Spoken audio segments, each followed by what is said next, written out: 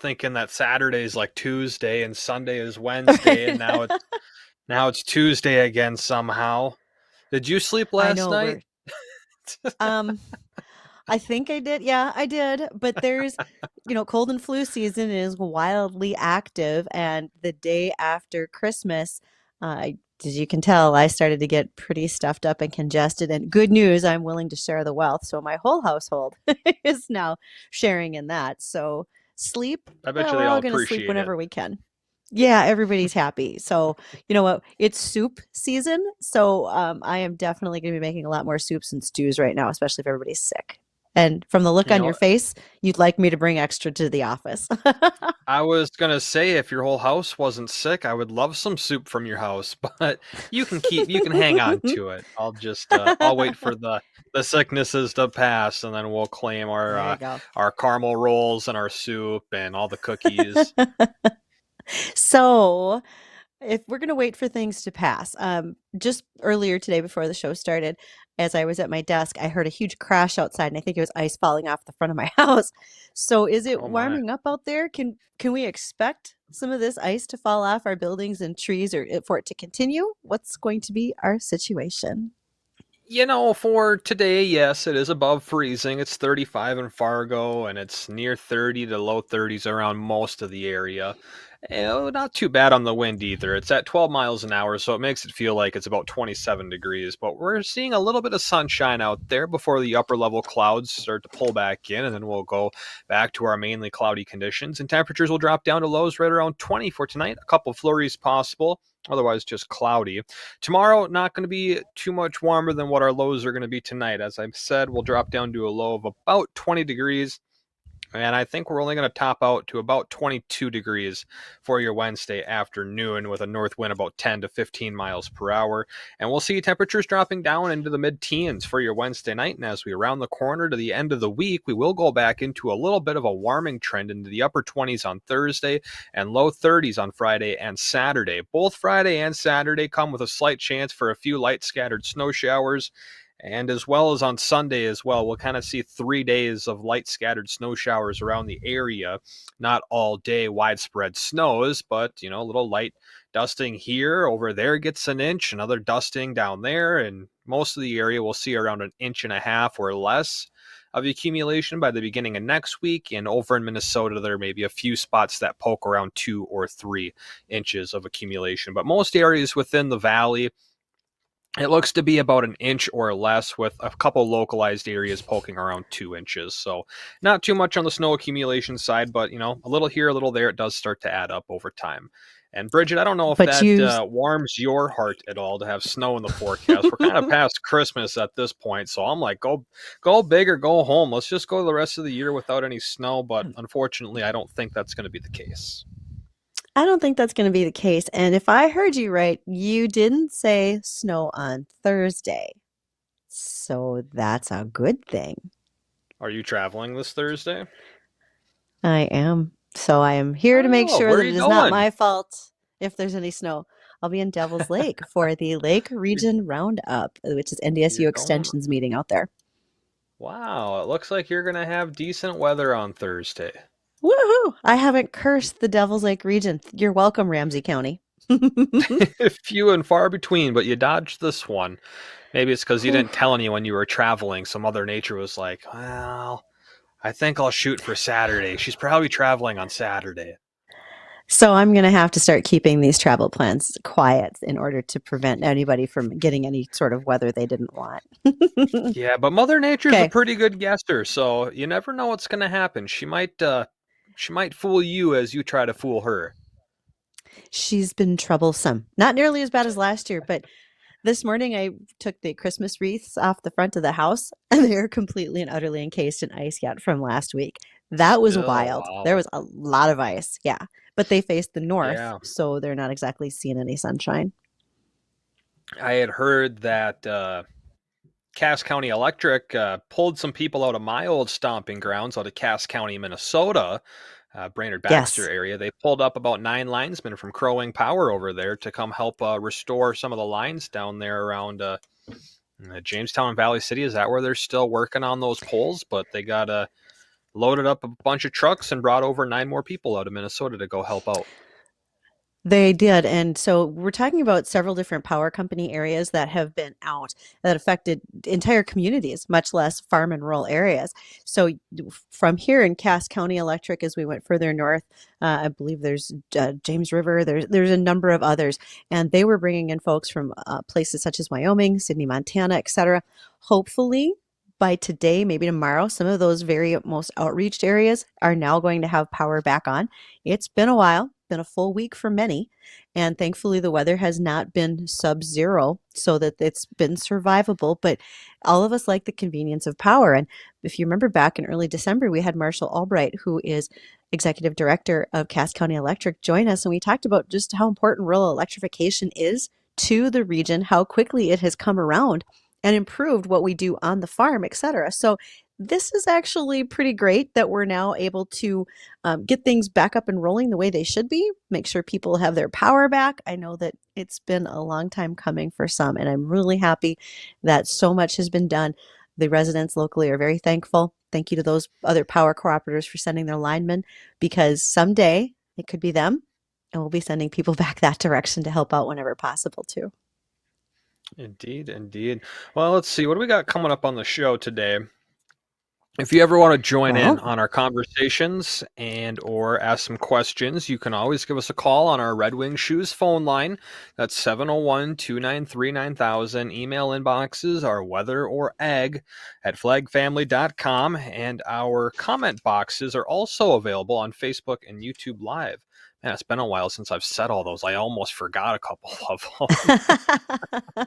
well, it It gets feels like it a gets pretty while. busy with comments coming in on YouTube, Facebook. Some folks just text us directly when they send us information on Twitter, etc. So it can be a lot going on. It's a lot of fun. I think we maybe just need to sponsor your personal phone, your cell phone, because you get a good handful of messages that roll in on there. Let's see if we can get a I sponsor do. for that.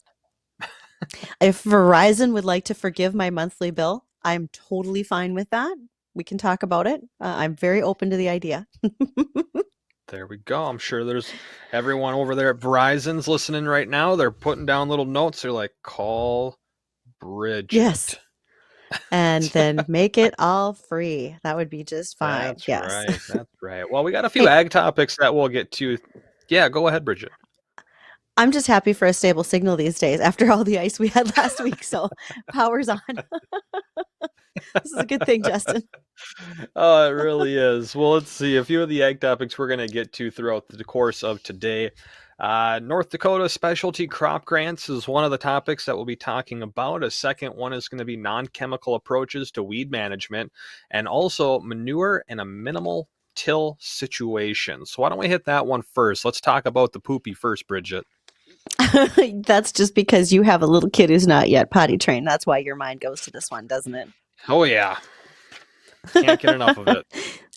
it. So back on December 7th, University of Minnesota held a seminar, and it was called Manure and Minimum Tillage during their soil management summit.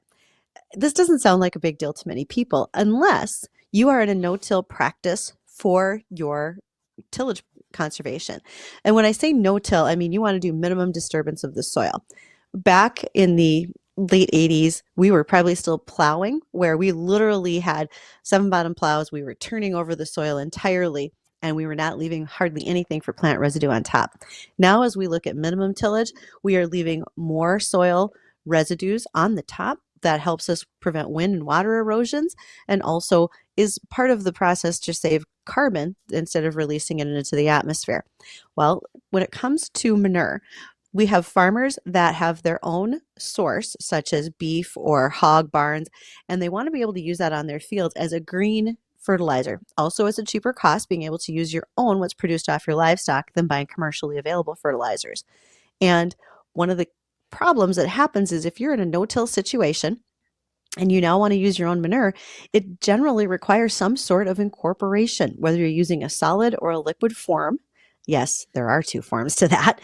And you can have some leaching, you can have runoff, etc. So the best thing to do is to make sure that that's incorporated into your soil.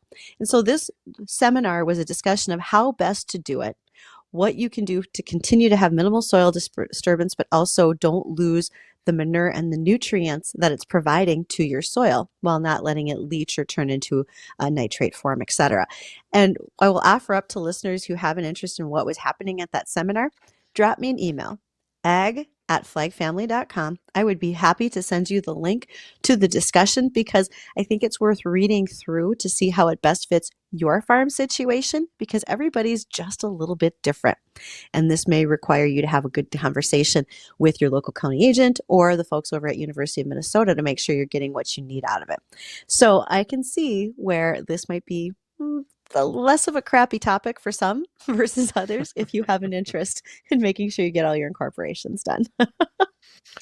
I like the pun, Bridgette. And are folks, is there like a set time of year that people are doing this? Is this a before you plant? Is it an after you plant? Is it an after you harvest? When does that kind of look like for manure application for those that take that route? That's a good question. You have a lot of folks that will do that after harvest, and they'll want to put that on so that it's there for the following year. And also in Minnesota, you do have some state regulations that make a difference as to your application timing and methods. And so if you are in the state of Minnesota, you do want to make sure you're following all those rules that are laid out by Minnesota Department of Agriculture. Do you think there's anyone that would be applying this even now, since there's a lot of area that doesn't really have a snowpack and you have accessibility out into the field? Would this be kind of one of those anomaly windows that folks over here in North Dakota might be able to utilize that? Tell me if your ground is frozen.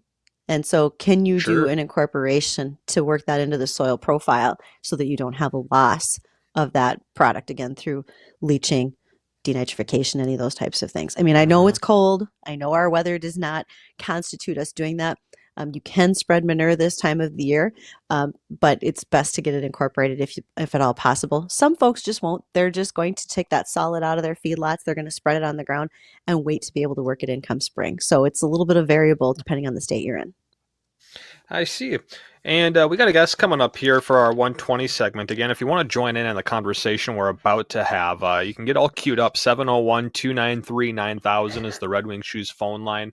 And Bridgette, do you want to introduce who Hannah Peterson is? Because she's another extension from NDSU, but we're going to be talking about something a little bit different than we were last week.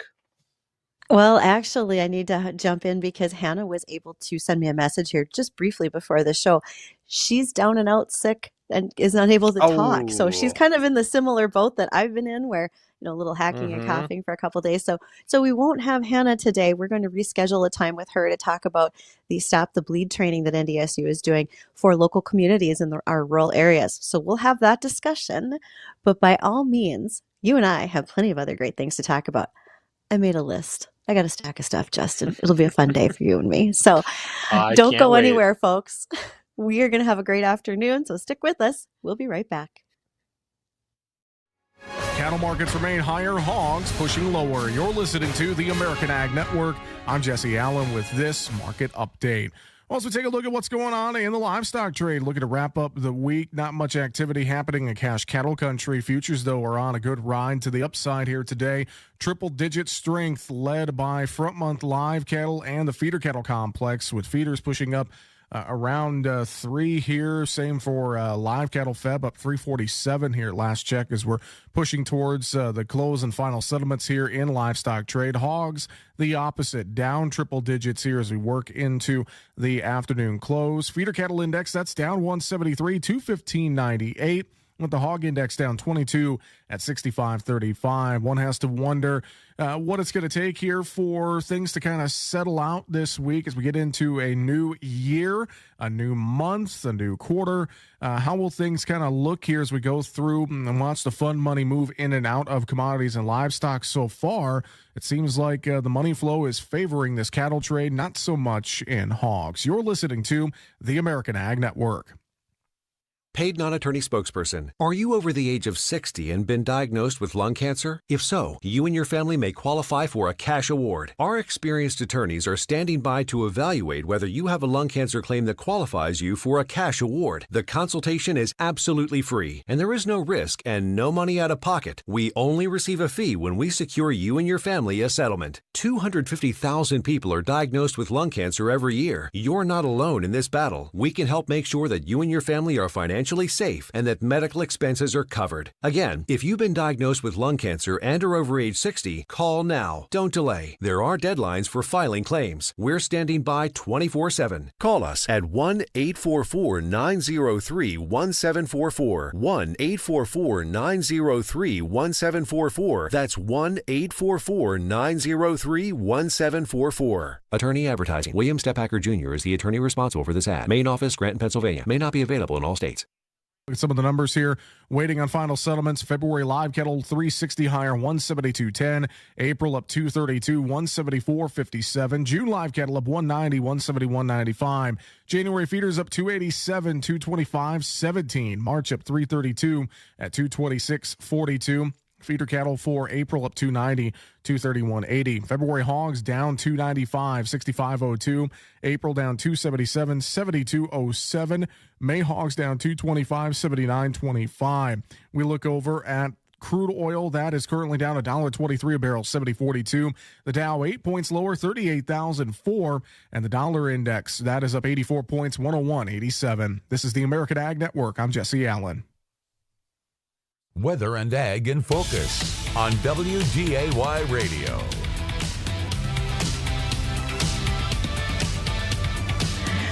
Welcome back. It's just us and no screaming goat yet. That does seem to always appear at some point in the show today. And if you have questions or if you want to just hear the goat, give us a call on our Red Wing Shoe phone line, 701-293-9000. And I did want to also just give an extra little shout out to Teresa and her group over at Red Wing Shoes on Main Avenue. Justin and I now each wear a pair of them. And I grew up in a family where everybody wore them for work boots. And they are tremendously great shoes. So if you're looking in the new year to replace your work boots, maybe you got some gift cards from Visa, et cetera, and you want to head on over to buy a pair of great steel-toed shoes, remember, you do also get some discounts with certain employers, et cetera. So go see Teresa. She'll help you sort through all that stuff. But they're really great boots. And I'm planning on wearing mine most of this week. So enjoy those while you're out there. And, it's not just boots that they got over there as well, Bridgette. They got a bunch of hiking shoes with ankle support and even just some daily comfortable wearers out there with a little bit of extra support in the foot. So Teresa's got lots of different varieties. If you're not looking for a calf-high boot, you can get some ankle-high hikers as well. Okay, and so the history of this region loving Red Wing shoes, right? They originated in Minnesota, if I'm not mistaken. I'm sure if I'm wrong, someone will happily call or text me and let me know that we're wrong. But Red Wing did originate in Minnesota, and it is awesome to see that they have such great brand recognition up here, and they go all around the world, which leads me to the fact that so do North Dakota soybeans. So I've got a little bit of information for you, Justin. All right. Where are soybeans going? Where do they go? Where do you think? Any Where? ideas what you think happens to them? Just a guess. They go to a crush plant. They can. Now that we do have 2 crush plants that are going to be operational, one currently is over by Spiritwood, North Dakota. And then we anticipate the Castleton plant being up and running by harvest of 2024. So within 4 to 5 days of a soybeans harvest, currently, before we even start looking at the crush plant situation, within 4 to 5 days, they make their way to the West Coast. And once they hit the ports, it's in a 16 to 18 day time frame, they start shipping out to Southeast Asia. Number 1 destination of North Dakota soybeans would be China. After that, it's Vietnam, Taiwan, and the Philippines. Our soybeans are very well received in those countries, and actually only 7% of our soybeans stay in state. 68% are exported to the Pacific, and 25% are shipped out to other states.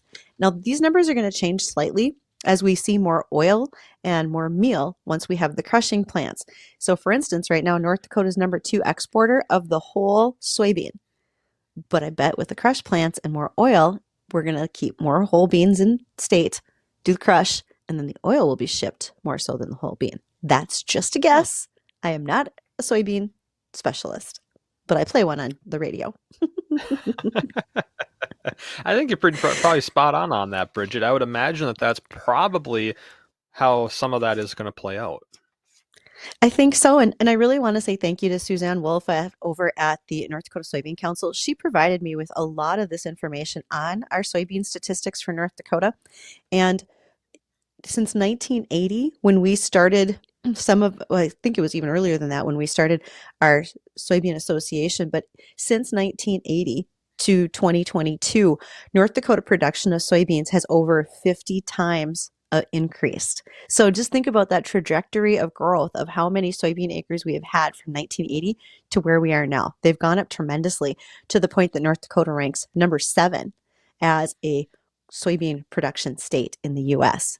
We happen to have 3 of the top 10 largest counties of production in the U.S., and that's simply a factor of geographical size, right? Because we have such big counties here that raise a tremendous amount of soybeans. So if you look at Cass, Richland, and then it can vary between Trail or Stutzman County. Again, a lot of that's due to size. Big counties. This sure sounds like it. We got a lot of crop rotation out there between sunflowers, corn, beans, and your other variety of crops as well. What type crop was more prevalent around our neck of the woods for 2023, and what does it look like that's going to be switching to in this coming up growing season? Was it mostly corn or beans last year, or maybe it was more sunflowers than anything? Well, we've got a pretty good split between corn and soybeans, no doubt, especially as you think about the region of the Red River Valley. As we move west, we see more sunflowers that are raised, and sunflowers had a really good year. Now it's dependent on whether or not there are contracts. So someone has an end market before they even plant the sunflowers. So we'll see what those look like. Dry bean contracts usually come out here towards the end of January when the Dry Bean Growers Day is held at the Holiday Inn in Fargo. So generally they know what their market looks like and start looking for contracts. Right now, barley contracts and acres are actually looking to be down going into 2024's growing season. All right, beer drinkers, y'all got to do more to pull your weight because the national trend, Justin, this is on you, man. The national trend is for less beer based on barley, but more seltzers.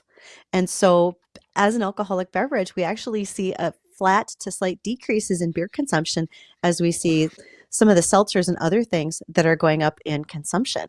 So those changes mean that it's going to affect us here in the Dakotas where we raise some of those barley contracts. We won't have quite as many barley acres as we have had the last couple of years. So if you're a barley grower, make sure you are talking to Anheuser-Busch, Rar Malting, all those other folks. Make sure you get those barley acres in soon. Don't want to fall behind. Justin needs his beer. Justin needs his beer. Now I'm kind of split for our next Here We Grow. We'll plan on doing it. We'll see if we actually do. That's what our plans are, and that's the direction that we're heading if we can find some land, which I think we've been in discussions about. But I've been kind of split on wanting to do either corn and sending some of it off to get turned into whiskey. But now, Bridget, I'm kind of thinking maybe we could team up and do some barley, and then we can just get some beer instead of the whiskey, because I'd rather have beer than whiskey, but either or is okay with me. But going back to that whole little discussion you were having there, and you had said, as an alcoholic beverage, I totally thought that you were just going to go straight out and say, as an alcoholic, I don't agree with that. Totally thought that's what you were going to say. No, not quite that, but funny story. So where we sit for the Bison football games, we happen to sit in row Z. So behind us is row AA. And one year on my birthday, our friends who sit right behind us sent me a message that said, "Happy birthday from your friends in AA." She forgot to say row AA.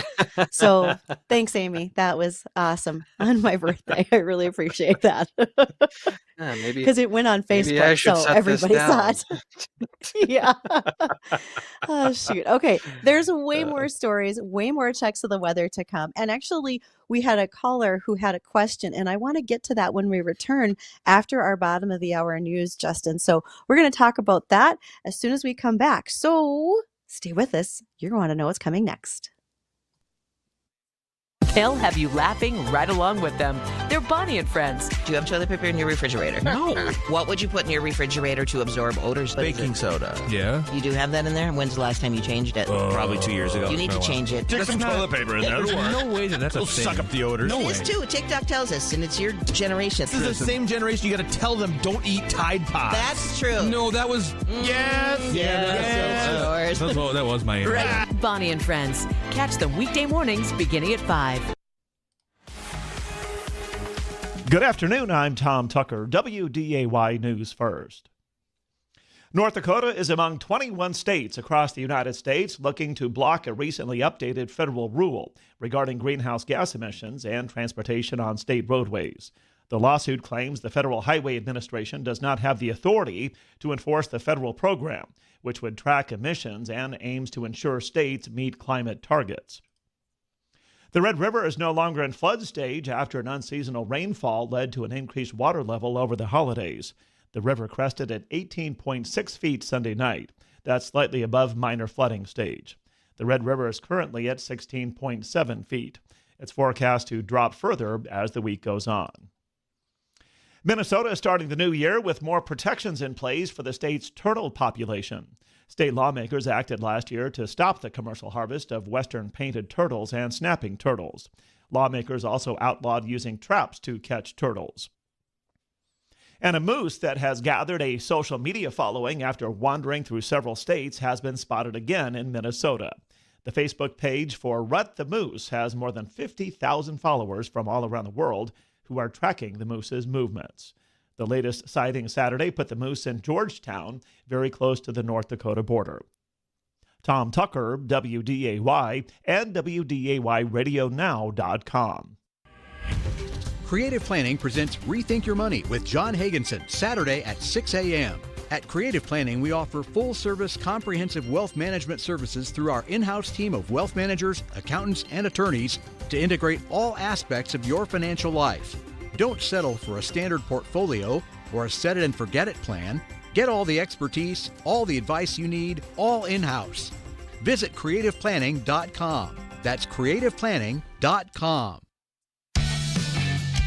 Oh, can you imagine a stress-free Sunday with family, friends, fun, and food? You can have it when you make Barron's your new Sunday brunch headquarters. Experience a brunch like nowhere else. Your kids will love the customizable waffle bar, fresh scrambled eggs, thick cut bacon, and much more. Plus, while Mama sips on a mimosa, you can wear out the kids in the arcade at Kingpin's. For a stress-free Sunday, mention My Brunch Headquarters and receive 20% off brunch at Barron's. Make your Sunday stress-free, filled with great food, no cleanup, and most importantly, where family, friends, fun, and food come together for brunch at Barron's. Go to brunchatbarons.com. Again, brunch at BARONS.com.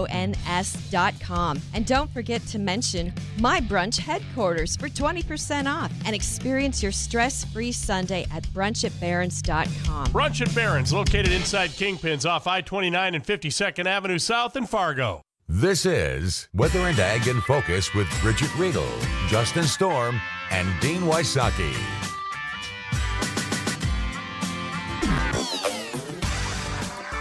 And welcome back to Weather and Ag in Focus. Thanks for rejoining us. It's 1:33 this Tuesday afternoon.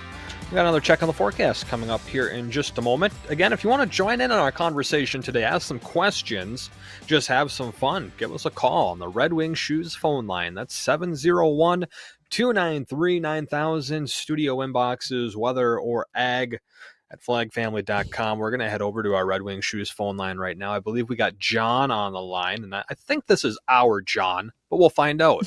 John, are you there? Roger that, Justin. You know, how are you doing today, John? Happy New Year. Happy New Year. I'm voting for corn for the crop this year, and obviously, Cowboy, you need to watch more Westerns, because how does it go? Whiskey for my men, beer for my horses.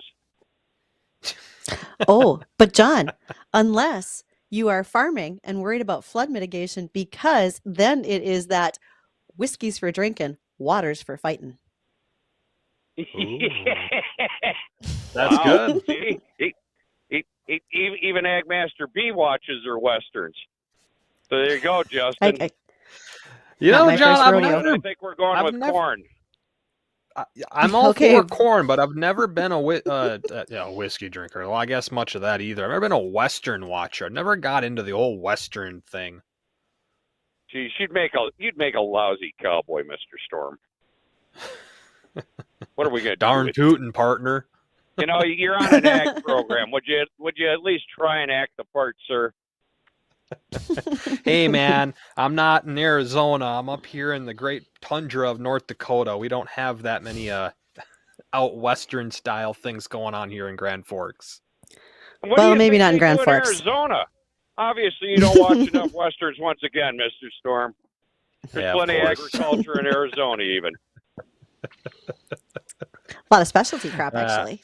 I'm just farming. I'm not Exactly. raising It doesn't all cattle. look like Death Valley up. You know, it doesn't look like Death Valley all over that state. You know, they actually do have pine trees in the northern part.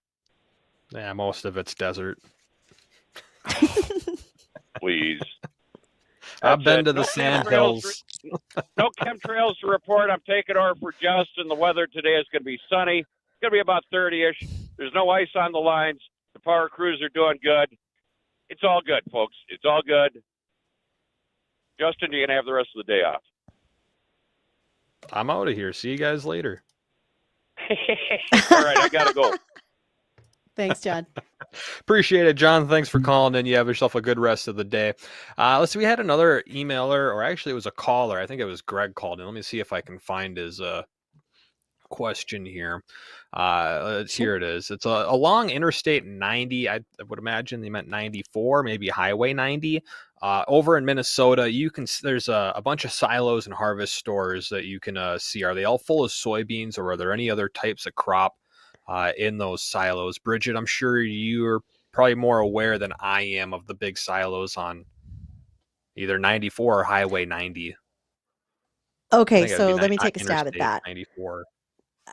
Probably 94. And when you say silos and mentioned harvesters, so Harvestor is a brand name of a silo. They are the blue ones that you see out there. And with those harvestors, a lot of times, or any other silo, you'll see the older ones that are large brick with a dome top on them.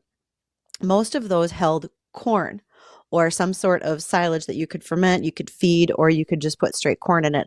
I'm not sure if a lot of people put soybeans into those silos, because many of those silos are associated with dairy, and you were feeding corn at the time to go along with the dairy.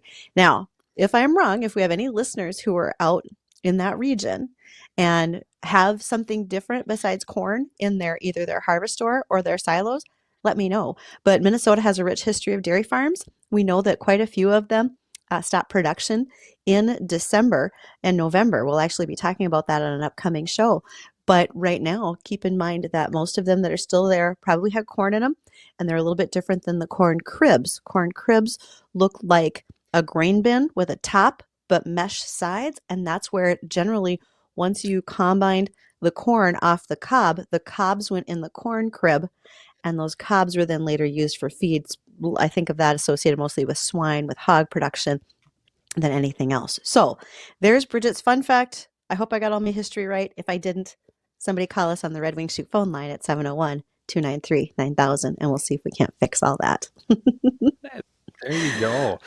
And it's past Christmas, but you can still get yourself something nice. We still got a good handful of our WDAY Steiger tractors for sale. And Bridgette, I know you know a little bit more about this. You got all the information right in front of you, but they're from oh man, I'm totally spacing in this New Year's because we didn't talk about this enough at last year. I can't even remember what the store is. Is it Lamar's Toy Store? Lamar's. In Iowa? Lamar's. Yep, Lamar's Toy Store in Lamar's, Iowa. And you can call down there, talk to Albert or Cheryl or any of their folks who answer the phone. They will help you with it. It is indeed a Steiger Cougar 4. They are the KM 280s. They have duals, a 3-point hitch. They also have a commemorative WDAY sticker on them because they are part of a sequential numeration 1 through 150 for all of us to purchase our favorite numbers. They have my signature on them and they are still available. So let's just say it's after Christmas. You bought gifts for everybody else. Either start thinking ahead of a gift for you, or there's birthdays, there's anniversaries. Maybe you have a farmer in your life who had one of those Steiger Cougars and you want to make sure to get them one to commemorate it. So please do go right ahead and place those orders. Yeah, and one of our live stream watchers, Steve, sent us a photo from YouTube. He sent us a photo of himself with one of our tractors that he got. I believe Steve's up in New Jersey. And Steve, I see you're watching today, so if I got that wrong, correct me. But it looks like Bridgette already did. So, yeah, thanks for picking one of those up. We hope you enjoy it. Maybe let us know down there in the comment box what number did you get, because you can get numbers 1 through 150. Yep, that's very true. They are numbered out. So it's kind of a fun little deal for folks that they consistently buy the same tractor. Maybe you always buy number 45. And if you do, then that means that your tractor 45 could be throughout your collection, and including one of these Steiger Cougar 4s if you'd like to go ahead and get that.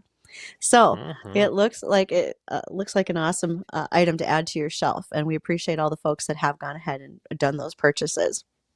So also, when you go to our website and you click on the hot links button, that you can not only find the Lamar's Toy Company information so you can order your Steiger, but also we have an online auction going on. And from now through Thursday, if you are looking for a New Year's resolution to take better care of yourself. So far, you're going to want to make sure that you get your Steiger Cougar tractor. You're going to want to make sure to go to Red Wing and get your boots. Now, go to our hot links button so you can bid on a Big Deals auction for Comfort King mattresses. They're doing a $3,000 gift certificate towards a mattress. By the way, there's a Comfort King mattress at my house, and we really like it. So there's my rousing endorsement. If you haven't gotten a Comfort King, they're great. You should have one too. Yeah, right on. And I think we had another caller called in. Let's see if I can decipher this message here really quick. Okay. Caller had a question about those silos. Didn't get all of his. Let's see, what he was asking if those silos mentioned earlier, if they had any glass inside of them. Is that correct, so Jacob? that's something I think that was it. Was glass. Okay. I am not as familiar with this, but I have heard that before as well. That sometimes they had like a glass lining. I don't know enough about that, whether or not these might. So I'm going to have to do a little bit of research and find out the answer for us. So let me make a note. I'll see what I can find out about glass linings and silos and see if I can't report back on that to us as soon as I know. Yeah, awesome. And thanks, Larry, for giving us a call and giving us a little homework to do. And let's see. I think that's pretty good. That's nice. I like when our listeners give us a call and ask some questions, and most of the time we can answer them off the top of our head, but it's always nice to get a little bit of something to do a little digging into. I think it was... Yeah, there was one last week that was pretty good that I thought was pretty interesting, but I'm having a hard time remembering who sent that one in. But let's see. What do we got coming up on the program? It's all your New Year's resolutions to try to get more sleep this month and this year. So maybe you'll be able to remember all these things now.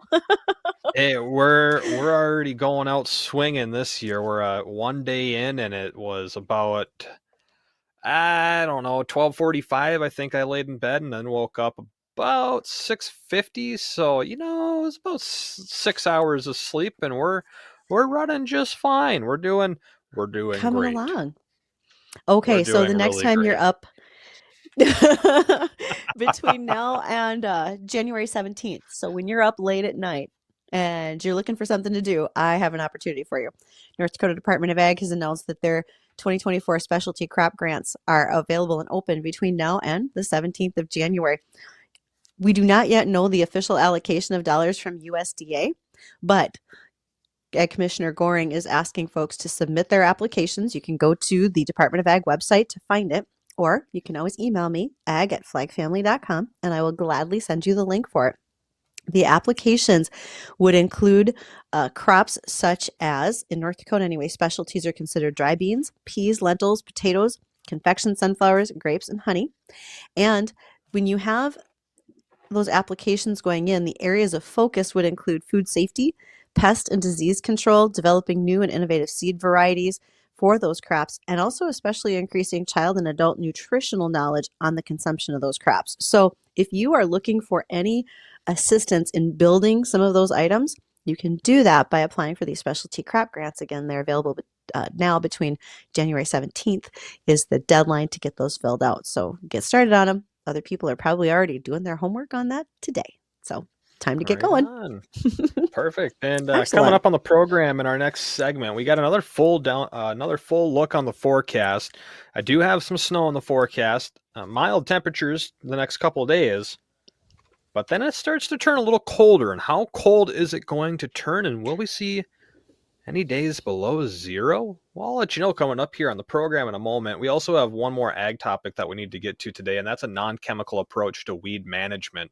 So we'll hit on that when we come back. And if you have any questions, or maybe you have some insight on those silos and what was it, harvest stores? Is that what that was called? The other brand name?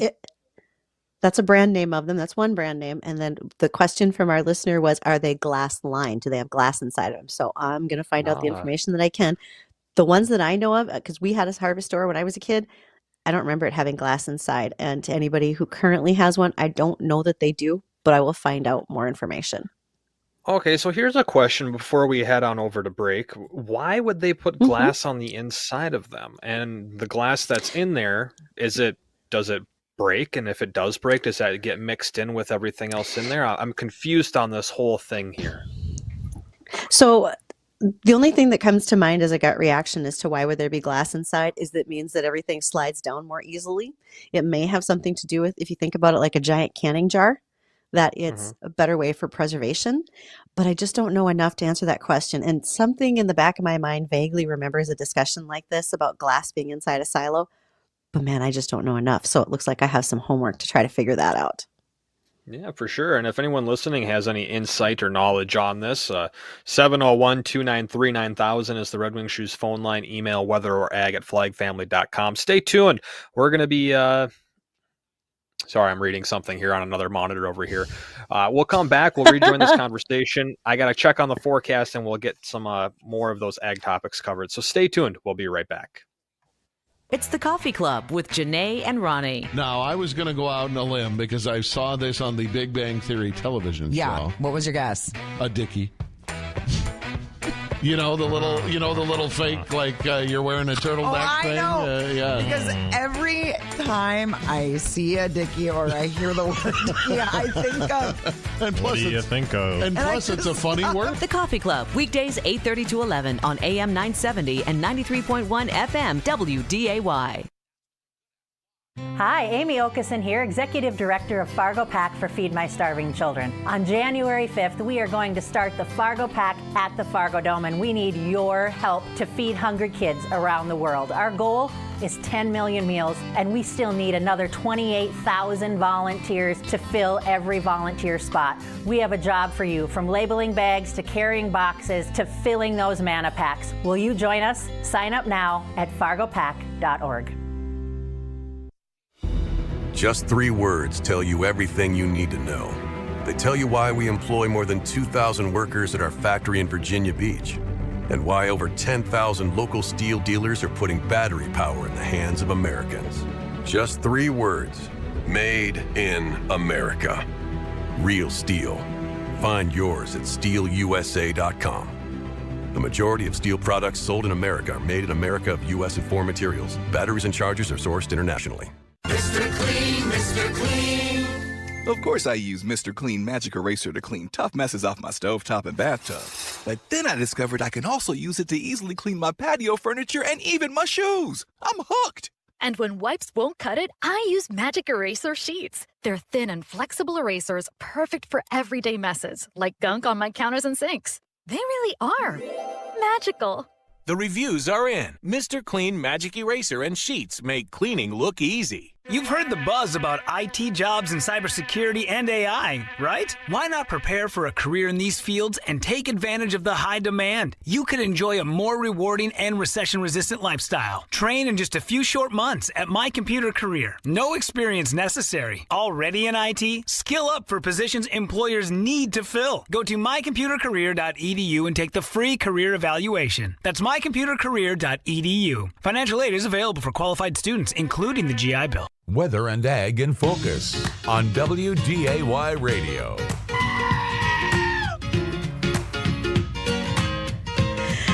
Oh, and the goat is back, but so am I. And Justin Storm, our meteorologist. I'm the Ag Director, Bridgette Readel. Glad you're here with us today. And earlier in our show, Justin had a conversation with John, one of our regular listeners. Y'all were talking about Arizona, and you made mention of evergreens, correct? Was the sand hills? But you also said John did. Okay, so little fun fact for you.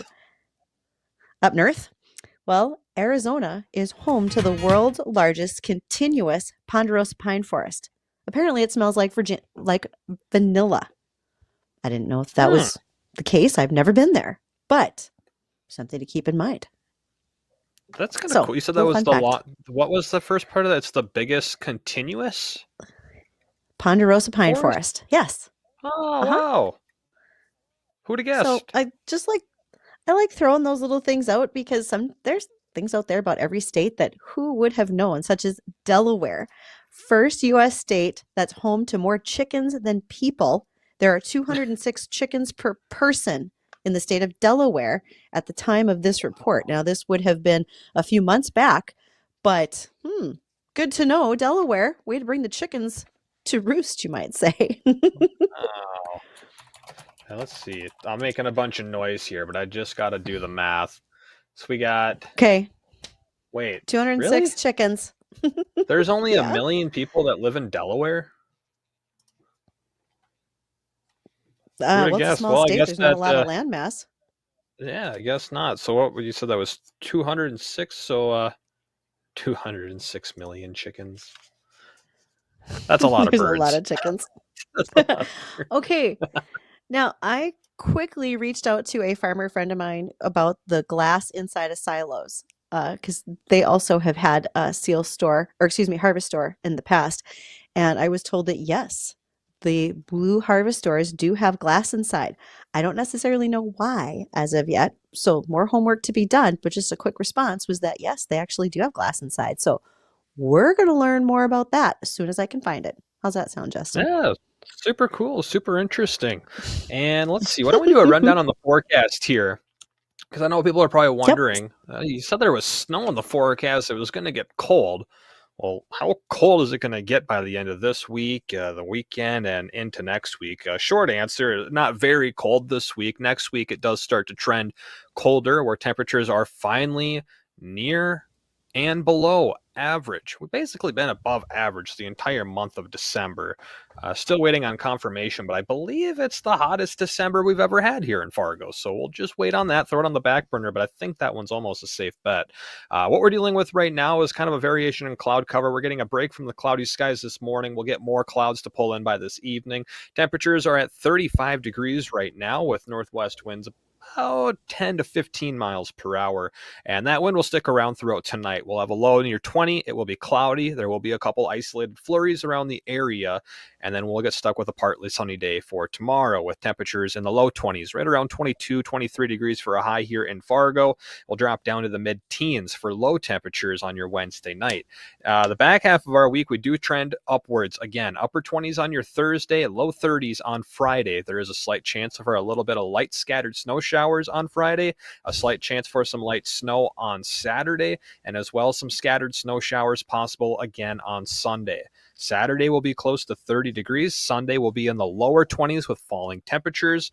And then it looks like for the most part, we're going to be in the teens for the first half of next week with overnight lows in the single digits and within a few areas dropping down below zero. So finally, some ice building conditions are in the extended forecast over the upcoming end of the weekend and beginning of next week. And we'll even see a little bit of snow Friday, Saturday, and Sunday. Not widespread all-day snows, but periodical scattered snow showers over that 3-day stretch will lead to about an inch or less of accumulation for most of us within the valley and areas westward. And then as you start going on the east side of the valley and over into Minnesota, those amounts start to climb upwards of 3 inches. So, you get a half inch Friday, you get an inch on Saturday, a half inch on Sunday. It starts to add up a little bit, but nothing big, nothing crazy. Wind won't be that big of an issue either, gusting to about 20 miles an hour. So from time to time, a few spots where visibility will be hit while that snow is falling, Bridgette. Well, I think I don't know if I want to say that's something to look forward to because we just haven't had that much snow yet. But it also doesn't sound like this is going to be a 24-inch snowfall in a 48-hour period that we'd all be pretty Man, I frightened about. wish. This is going to be okay. Oh man! And to continue our glass in a blue harvest door silo, the farmer who currently uses one of those did text me and said that the glass was inside the silos to preserve the steel of the silos. So I've asked if the glass ever broke inside. I'll wait to see what the response is, but we're gathering information as we go today. How's that sound? Hey, I like it. And we had an email question roll in not too long ago in our last segment, wondering where is Dean? We haven't seen Dean on the show, and he wasn't on last week. I don't think he was on around Christmas time. I don't remember now. The short answer is we kicked him off the show, so it's just me and Bridgette from now on. I would say that's the answer until he shows up again tomorrow. Maybe Yeah, he doesn't know busy yet. at Santa's. Maybe he was at the North Pole helping out the Santa's elves over, the last holiday season. Maybe. Kind of looks like an elf. Very Well, angry it's elf. possible. Generally very angry. Yep. Oh, When okay, when so you bail from us to go down to Nebraska, and then you make a pit stop in the cities and another pit stop in St. Cloud, this is what we get to do, Dean. I hope you're listening. that's right. Too bad you're not here to defend yourself. Maybe tomorrow. Yeah, we'll still go Okay. tomorrow. So last little tidbit that I wanted to mention today as far as a headline, we always talk about different ways to prevent weed seeds from spreading or staying viable in the soil. And some of the discussions for a non-chemical method of doing that can include fire and heat. And so there are some application methods coming out of Arkansas where some work is being done, but also Australia, where you're putting very narrow choppers on the back of a combine that leave a windrow of chaff so that after the combine goes by, it's not a wide swath, it's very narrow. You can light those on fire, and should be a longer and more intense heat because of the plant material. It's all compacted together so that the heat would actually burn out those weed seeds, so to speak. It'd be enough heat that they would no longer be viable to go to seed and a viable plant the next season. So one more method that people are looking at using in order to try to keep up with weed seeds, especially the weeds that are herbicide resistant right now. Fun facts. Very good, very good. Well, appreciate that, Bridgette, and we appreciate Sure. everyone that called in today. I'm going to forget a few names, so I'll just leave you all wrapped in as one. But we appreciate the phone calls, the questions. We're glad we're able to get most of them answered for you. Again, if you ever want to join in on the program in the future, the phone lines for the program are 701-293-9000. They're sponsored by the Red Wing Shoes down on 3003 Main Avenue in Fargo. Studio inboxes, weather or ag at flagfamily.com. And Bridgette, what do we got going on tomorrow when we come back from 1 to 2 o'clock in the afternoon? Well, actually, I've seen some emails that I have to go read once we're done today because Larry Severinson, who's with the North Dakota Township Officers Association, is going to join us. This is going to be a little bit like a history lesson because right now with Larry, I think he's going to be able to answer a lot of questions on why our farmland is set up in the grid system that it is. So I'm looking forward to seeing what Larry has to say. I hope you enjoy it too. Yeah, right on. Well, we'll be back tomorrow, 1 to 2 o'clock in the afternoon. Jay Thomas Show is coming up next.